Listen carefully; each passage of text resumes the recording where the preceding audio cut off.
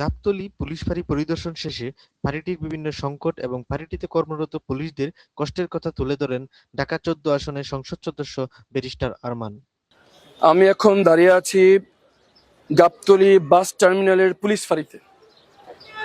এই পুলিশ ফাঁড়িতে বসবাসরত পুলিশ বাহিনীর সদস্যগণ অত্যন্ত জরাজীর্ণ একটি ভবনে তারা বসবাস করতে বাধ্য হচ্ছেন, অফিস করতে বাধ্য হচ্ছেন। এখানে দেখে আমি সত্যিকার অর্থে খুবই শকড হয়েছি যে যারা আমাদের নিরাপত্তার দায়িত্বে নিয়োজিত তাদের আবাসন ব্যবস্থা এত দুর্বল কেমন করে হয়। আরও একটি জিনিস লক্ষ্য করলাম যে এটার এই ফাঁড়ির একাংশ ৫ই আগস্ট বিপ্লবের সময় যে হামলা হয়েছিল সেখানে ধ্বংসপ্রাপ্ত হয়ে গিয়েছে।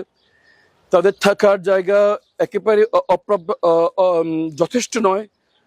তাদেরকে খুবই অল্প জায়গায় গাদাগাড়ি করে থাকতে হচ্ছে। পরিবেশ অস্বাস্থ্যকর এবং এমন পরিবেশে তারা থাকলে তাদের অসুস্থ হওয়াটা, তারা কিভাবে সুস্থ আছেন এটা আমাদের কাছে প্রশ্ন। তার উপর সামনে কোরবানি ঈদ আসছে, এ জায়গায় অনেক লোকের সমাগম হবে। তারা একজন আসামিকে ধরে এখানে নিয়ে আসবেন, একজন ছিনতাইকারী, একজন মাদকাসক্ত অথবা চোরাচালানকারী কাউকে যদি ওনারা পাকড়াও করেন, এখানে ধরে রাখারও কোনো ব্যবস্থা নেই।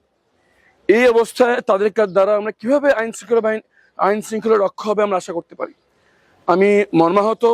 আমি অবিলম্বে আপনাদের মাধ্যমে স্বরাষ্ট্রমন্ত্রী, পুলিশের ঊর্ধ্বতন কর্তৃপক্ষ যারা আছেন, আইজি পুলিশ এবং ডিএমপি কমিশনার যারা আছেন,